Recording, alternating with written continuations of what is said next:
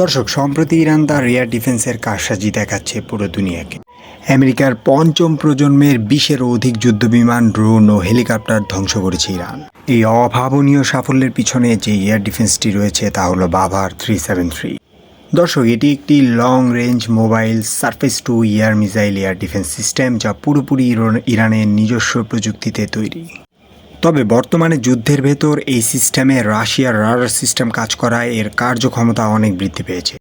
দর্শক, এই এয়ার ডিফেন্সটি একই সাথে 300টিরও অধিক লক্ষ্যবস্তু শনাক্ত করতে পারে এবং 60টিরও অধিক লক্ষ্যবস্তুকে অনুসরণ করতে পারে এবং সর্বোচ্চ 6টিকে মোকাবেলা করতে পারে একই সঙ্গে।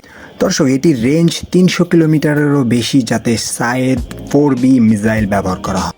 বাভার 373 রাশিয়ার রাডারের সাথে যুক্ত হয়ে অভাবনীয় সাফল্যর সাথে এগিয়ে চলেছে ইরানের সাথে এবং ইরানের সকল শত্রুর বিপক্ষে খুব কার্যকর এখন এই এয়ার ডিফেন্স সিস্টেম। তাই বাভার 373 এখন ইরানের গেম চেঞ্জার এয়ার ডিফেন্স।